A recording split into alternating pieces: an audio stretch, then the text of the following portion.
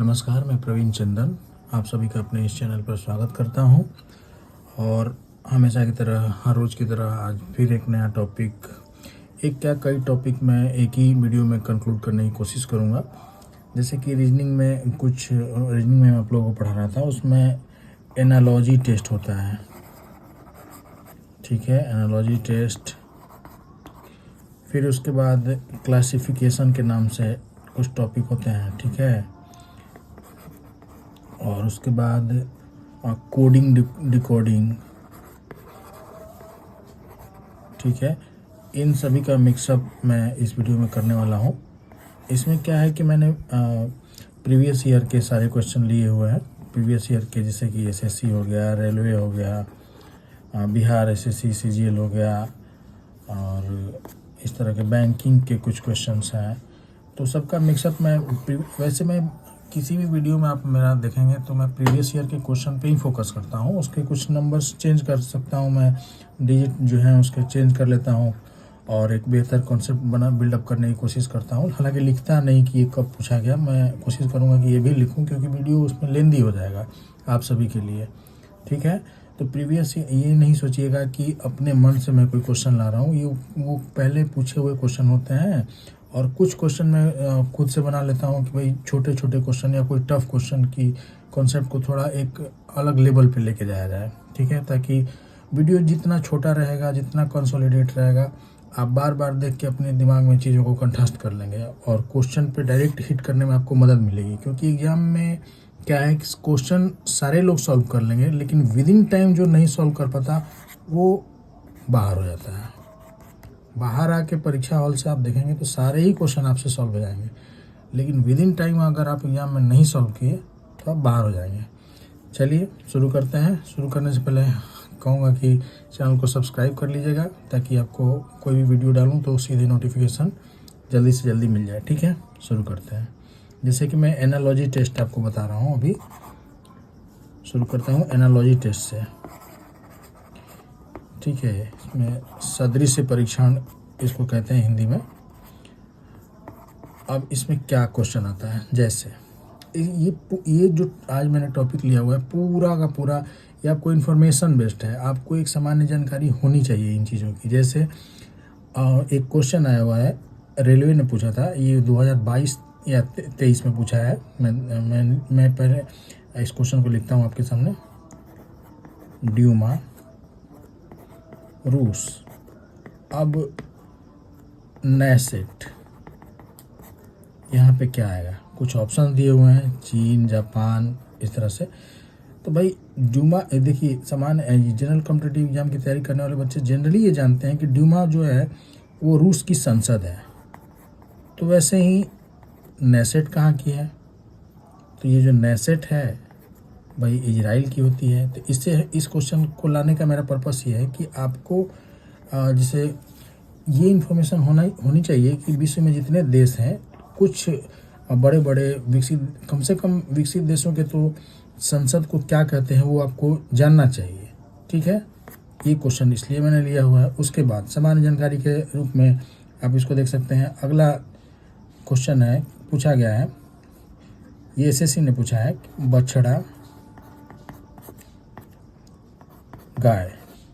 ठीक है, और यहाँ पे पूछा है कि भाई बिल्ली, और यहाँ क्या? तो गाय के बच्चे को बछड़ा कहते हैं। तो आपको ये जानना चाहिए कि बिल्ली से तो सब कोई, हर कोई परिचित होता है, लेकिन उसके बच्चे को क्या कहते हैं? तो यहाँ पे आपको पिल्ला, शावक कुछ भी दे सकता है, दिया हुआ भी है, पिल्ला, शावक, ईटी से। तो इन शब्दों का ज्ञान हमें होना चाहिए कि कभी पिल्ला कहता है, कभी शावक। पिल्ला भाई कुत्ते के बच्चे को कहते हैं, शावक शेर के बच्चे को कहते हैं, इस तरह से किसको कहते हैं? बिल्ली के बच्चे को आप बिलौटा कहते हैं। ठीक है, ये हमें ये ऐसी गलतियां हम लोग करके आ जाते हैं, पता नहीं चलता है। ठीक वैसे ही अगला क्वेश्चन मैं आप सबके सामने लाता हूँ कि प्रवेश, ये क्वेश्चन हो गया, ये क्वेश्चन हो गया, ये प्रवेश। उसके बाद यहाँ पे है निर्गम। तो पूछता है कि निष्ठा, यहाँ पे क्या आएगा। अब ये ऐसे भारी भरकम शब्द हैं शुद्ध हिंदी वाले कि आपको जानकारी होनी चाहिए। न्यूज़पेपर वगैरह, अब आपको इतना टाइम तो होता नहीं है कि न्यूज़पेपर पढ़ें, लेकिन पढ़ना चाहिए। मैं ये कहूँगा कि न्यूज़पेपर देखना चाहिए प्रतिदिन, उसमें नए नए शब्दों का इससे हमें ज्ञान होता है। लेकिन अगर नहीं देखते हैं तो कम से कम सुना करिए चैनल वगैरह पे, किसी टीवी वगैरह पे, रेडियो पे, एफएम पे, ये सब आते रहते हैं। तो प्रवेश मतलब कहीं इंटर किए, निर्गम इसका वैसे ही संबंध है, बिल्कुल उल्टा वाला, निकलने वाला। यहाँ से घुसने का, यहाँ निकलने का। यहाँ पे प्रवेश का मतलब कि आप इंटर किए, यहाँ पे एग्जिस्ट किए। तो निष्ठा, सत्य निष्ठा जैसा शब्द लग रहा है भारी भरकम, तो अगला शब्द जो है वो निगेटिव आने वाला है, यानी कि इसके ठीक उल्टा आने वाला है। तो देखिए ऑप्शन क्या दिया हुआ है यहाँ पे, बेईमान, झूठा। अब आपको जानना है कि इनमें से एक्चुअल में इसका अपोजिट जो मीनिंग वाला शब्द है वो कौन सा है। तो भाई निष्ठा का उल्टा है क्या, विश्वासघाती। आपको ये भी निगेटिव लग रहा है कि निष्ठा है, सत्य है, तो भाई बेईमान हो सकता है, झूठा हो सकता है।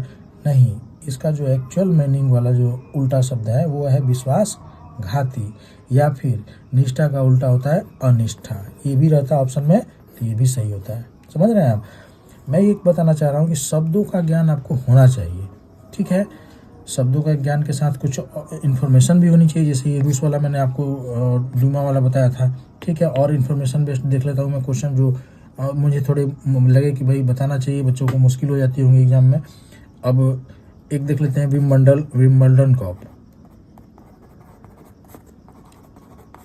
जनरल कॉम्पिटिटिव वाले बच्चे ये जानना चाहिए कि ये टेनिस कप से रिलेटेड है, टेनिस से रिलेटेड है, ठीक है। वैसे ही इसके बारे में बहुत कम लोग जानते होंगे, वाकर कप, ये किससे संबंधित है। तो वाकर कप भाई गोल्फ से संबंधित होता है, किससे, गोल्फ से।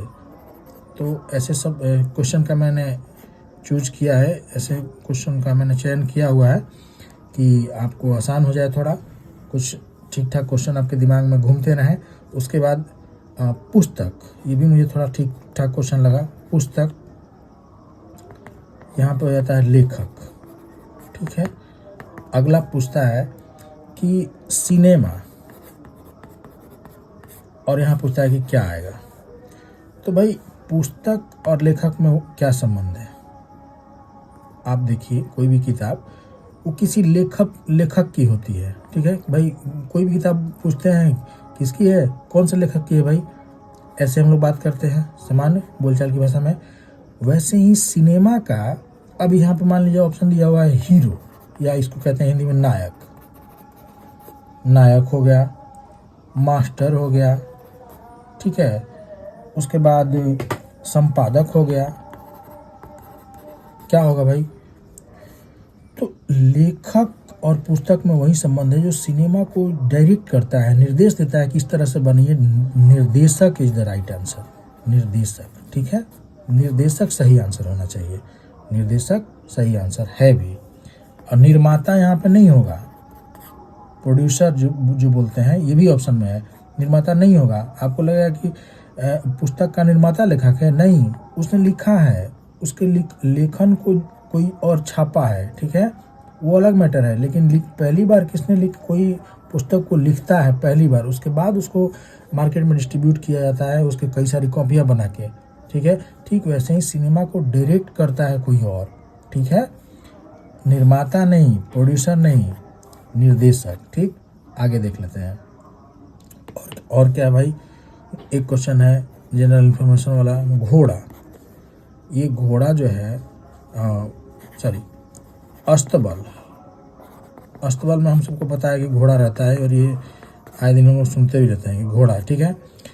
अब पूछा गया है कि फिर ऐसे ही हैंगर में क्या रहता है। तो ऑप्शन है कपड़ा, और अधिकांश बच्चे ये कपड़ा मार के चले भी आएंगे, ठीक है, लेकिन कपड़ा है नहीं, वायुयान ये रहता है उस हैंगर में। कपड़ा जो है हैंगर में टांगा जाता है, ना कि उसमें रहता है, ठीक है। ये अस्तबल एक कुटिया टाइप का होता है, उसमें घोड़ा रहता है। वैसे ही वायुयान को जो रखने का प्लेस है वो हैंगर है, ठीक है। तो ये आपको इन्फॉर्मेशन होनी चाहिए। एक और क्वेश्चन देख लेता हूँ, लय, या इस अगली बार ये रेलवे ने पूछ लिया था लय, एक बार तो पूछा कि लय, अच्छा पहले मैं लय वाला बताता हूँ आपको। लय संगीत में आता है, ठीक है। तो वैसे ही पूछा गया है कि डिजाइन, और यहाँ पे क्या आएगा, तो भाई लय का संबंध संगीत से है, तो डिजाइन किससे है, तो ऑप्शन देख लीजिए उसने रेलवे ने क्या दिया था, भवन, भवन में डिजाइन होता है। शिल्पकार, शिल्पकार होते हैं, पत्थर, शिल्प मतलब पत्थर होता है, उससे कुछ मूर्ति वगैरह बनाने वाले। उसके बाद संतुलन, इस तरह के ऑप्शन रेलवे ने दिया है। अब भाई लय का संबंध हमें पता है कि संगीत से है, तो डिजाइन का भी तो संबंध भवन से है, शिल्पकार भी तो डिजाइन देता है। लेकिन लय क्या करता है, संगीत को, लय क्या करता है, संगीत को बेहतर बनाता है, सुंदर बनाता है। ठीक उसी तरह से डिजाइन क्या करता है भाई, तो डिजाइन जो है सुंदरता के लिए होता है, तो ये ऑप्शन है सुंदरता के लिए, ठीक है। और देख लेते हैं कुछ क्वेश्चन, और क्वेश्चन है आप हमारे पास कि शेफ, शेफ का मतलब आप लोग जानते हैं, शेफ जो खाना वाना बनाते हैं, शेफ, और शेफ के साथ ये है रेस्टोरेंट, है ना। तो रेस्टोरेंट में काम करने वाले को क्या कहते हैं, शेफ। ठीक वैसे ही पूछा गया है दवा बेचने वाला, दवा बेचने वाला, इसका संबंध किससे है भाई, तो ऑप्शन देख लीजिए, दवा, ठीक है। उसके बाद भंडार, ठीक है। उसके बाद विक्रेता। अब आपको बताना इसमें क्या होगा भाई, शेफ रेस्टोरेंट में कौन काम करता है, शेफ, सारा काम करने वाला काम, ये खाना बनाने वाला काम कौन, शेफ करता है रेस्टोरेंट में। तो दवा बेचने वाला भी तो एक व्यक्ति है, जैसे शेफ व्यक्ति है वैसे दवा बेचने वाला, आपको सोचना है कि भाई दवा बेचने वाला दवा से भी संबंधित है, विक्रेता से भी संबंधित है, होगा क्या एक्चुअल में। और एक ऑप्शन है औषधालय, बताइए क्या होगा, तो भाई दवा बेचने वाला खुद एक व्यक्ति है, तो दवा तो ऑप्शन नहीं होगा, भंडार भी ऑप्शन नहीं होगा, बेचने वाला व्यक्ति है, विक्रेता है, तो ये भी ऑप्शन नहीं होगा। औषधालय में काम करता है, इसलिए औषधालय सही आंसर होगा। वीडियो रोक के आप क्वेश्चन को पहले खुद से हिट करिए कि क्या आप आंसर टिक करते हैं, उसके बाद मेरा आंसर सुनिए, आपको ज़्यादा फायदा होगा, ठीक है। अब अगला टॉपिक है इसी तरह से क्लासिफिकेशन, ठीक है। इसके भी कुछ क्वेश्चन मैं देख लेता हूँ आप सबके सामने। क्लासिफिकेशन में क्या आता है भाई, तो इसमें पूछा जाता है कि कौन सा भिन्न है, इसको वर्गीकरण कहते हैं हिंदी में। मैं एक ही जगह इसलिए समेटने का कोशिश कर रहा हूँ क्योंकि ये जो टॉपिक है इसमें सामान्य इन्फॉर्मेशन होनी चाहिए और एक ही तरह के लगभग क्वेश्चन पूछे जाते हैं, आप सामान्य जानकारी से कि आपको होना चाहिए, इतना आपको पता होना चाहिए। जैसे कि कौन सा भिन्न है, कौन सा अलग है, या फिर कौन सा भिन्न है, ठीक है। देख लेते हैं। तो क्वेश्चन पूछा है, रेलवे नहीं पूछा है, इसको एसएससी कई बार पूछा है। शुतुरमुर्ग, शुतुरमुर्ग, उसके बाद कौवा, कौवा, फिर कबूतर, फिर उसके बाद गौरैया। तो भाई गौरैया है ना, तो इसमें से पूछा है कि कौन सा भिन्न है, ये इस बेस पे ये क्वेश्चन पूछा जाता है। तो कौवा भी उड़ता है, कबूतर भी उड़ता है, गौरैया भी उड़ती है, शुतुरमुर्ग नहीं उड़ता है, इसलिए शुतुरमुर्ग इज द राइट आंसर। अगला क्वेश्चन देख लेते हैं। मैं ठीक ठाक से क्वेश्चन लेने का प्रयास किया हूँ। कॉपर, जो अब तक परीक्षा में पूछे गए हैं, कॉपर, बाकी सब तो आसान पूछेंगे तो आप यूं ही बना के लेके चले जाएंगे, लेकिन जो सामान्य जानकारी होनी चाहिए जो आम बच्चों को नहीं हो पाती है उस पर मैंने फोकस किया है। कॉपर, सिल्वर, ठीक है, कॉपर, सिल्वर, उसके बाद गोल्ड, गोल्ड है ना, उसके बाद प्लैटिनम। तो भाई इसमें कौन सा अलग है, तो देखिए यहाँ पे जो रूल लगेगा कि सिल्वर के भी गहने बनते हैं, गोल्ड के भी गहने बनते हैं, प्लेटिनम के भी गहने बनते हैं। कॉपर जो है इसका गहना वैसे यूज किया जाता है लेकिन कम बनता है, नहीं के बराबर बनता है, तो इसलिए कॉपर यहाँ पे आसान हो गया। या फिर यूँ भी सोच सकते हैं कि ये सब जो मटेरियल हैं ये थोड़े महंगे होते हैं और ये आसानी से मिल जाता है, तो copper will the right answer.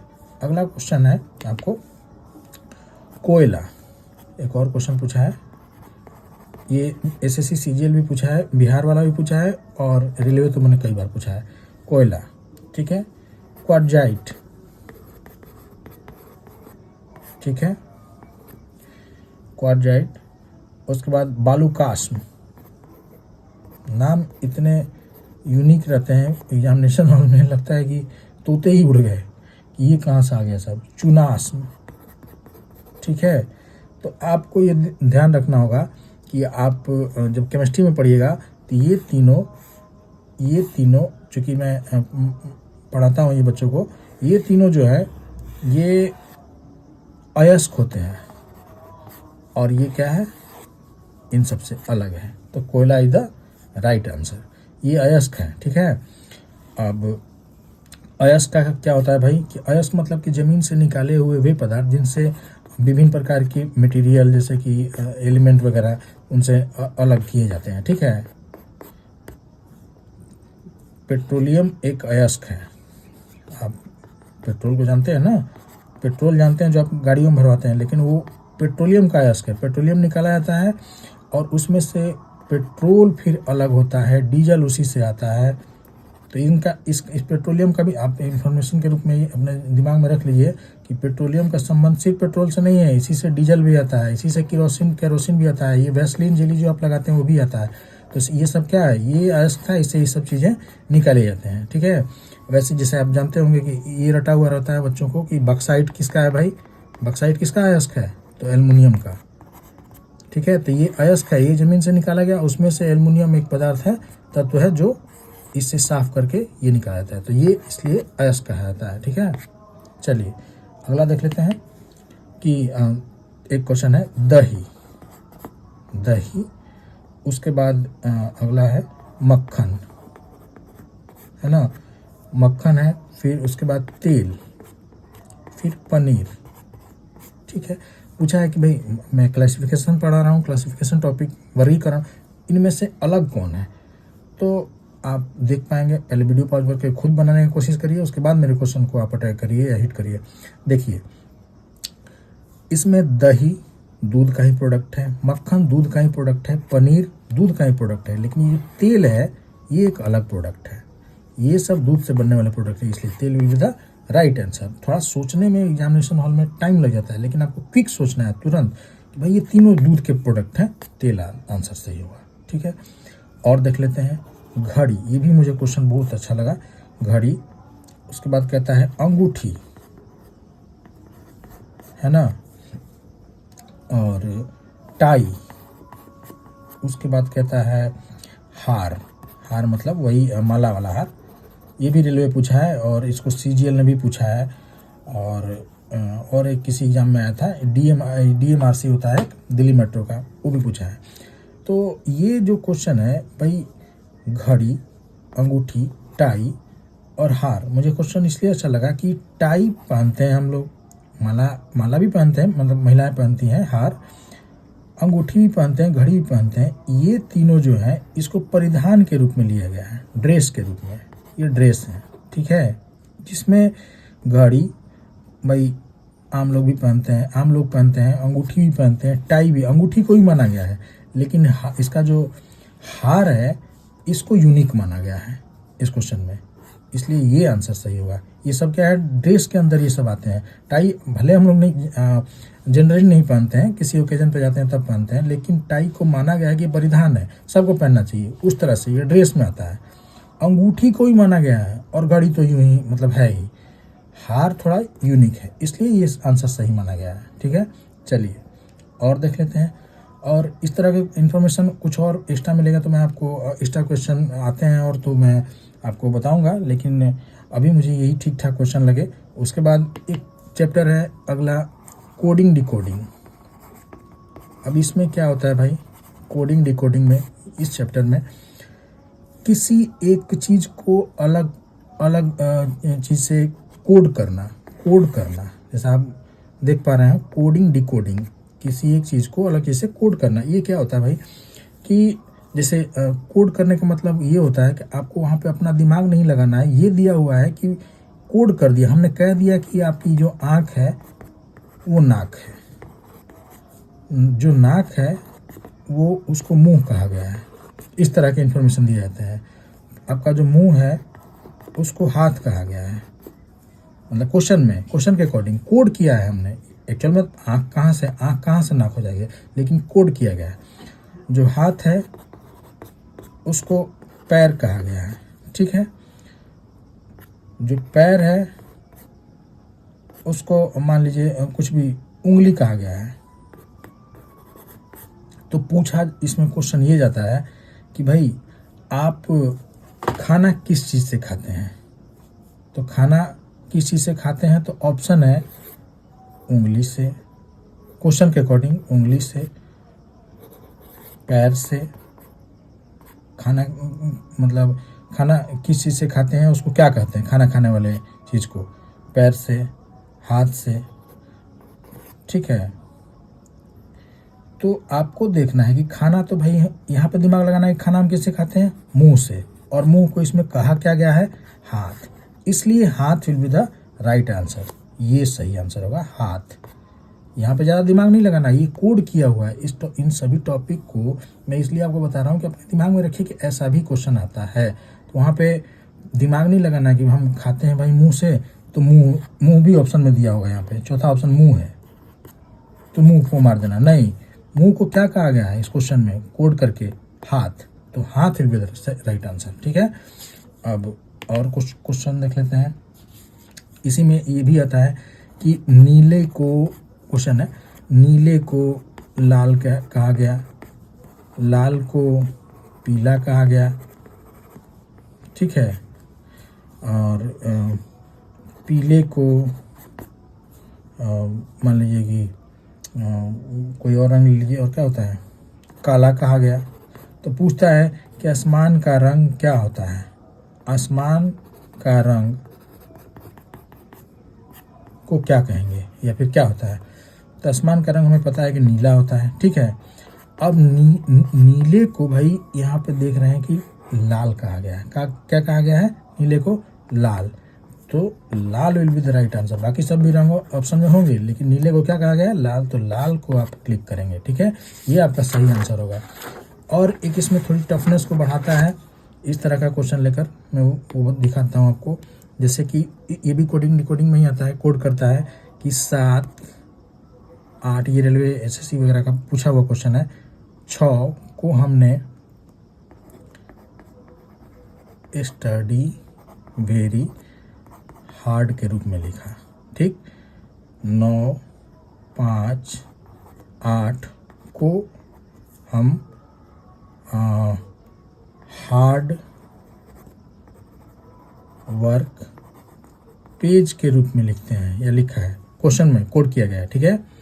6, 4, 5 को स्टडी एंड वर्क के रूप में लिखा, ठीक है, क्वेश्चन में दिया हुआ है। तो भेरी को कैसे लिखेंगे, ये आपको निकालना है।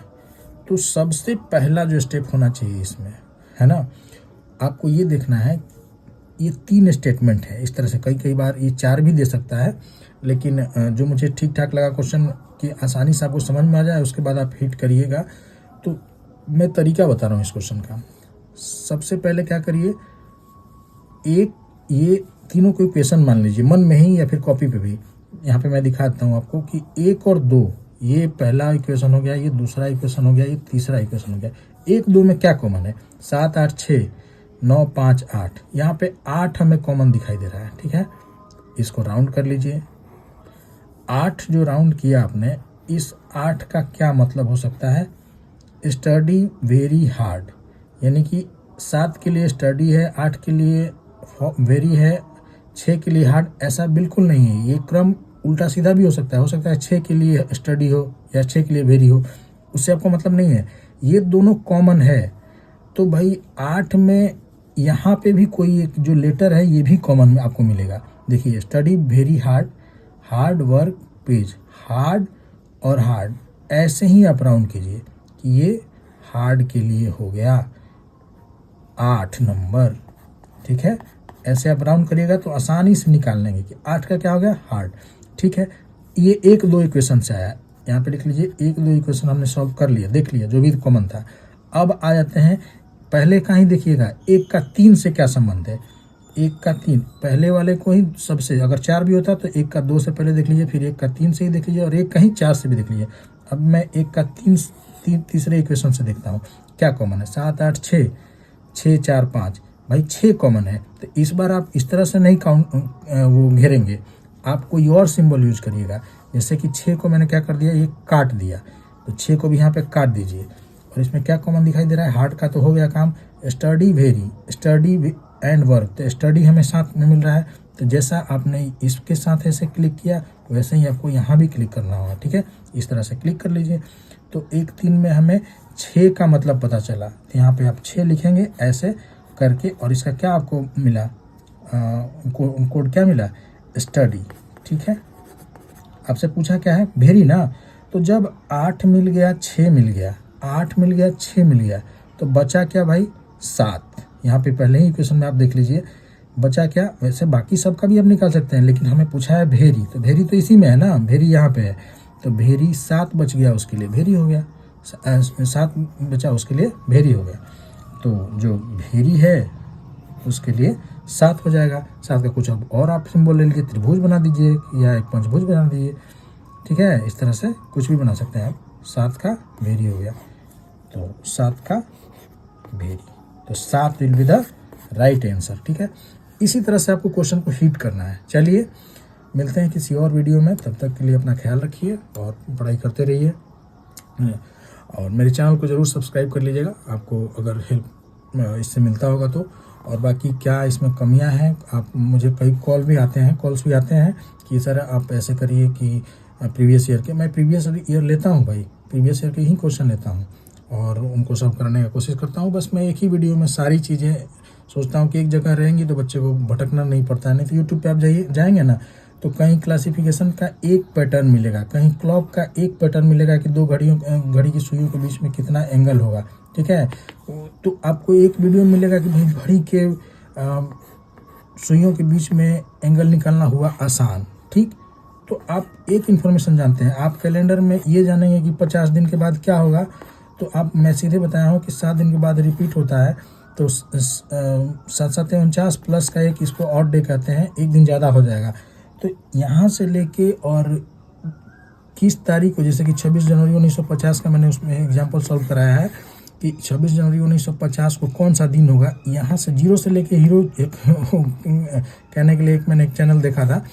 तो पूरी बात मैं एक ही वीडियो में बताने का प्रयास करता हूँ कि फिर आपको इधर उधर भटकना नहीं पड़े। कैलेंडर पढ़ लिए तो पढ़ लिए, अब क्वेश्चन आपको सॉल्व करना है। कोई एक टॉपिक पढ़ लिए तो पढ़ लिए, अब क्वेश्चन आप जिस एग्जामिनेशन का तैयारी कर रहे हैं उसका सॉल्व करना है। ठीक है, चलिए वीडियो लेंदी नहीं बनाते हैं, धन्यवाद।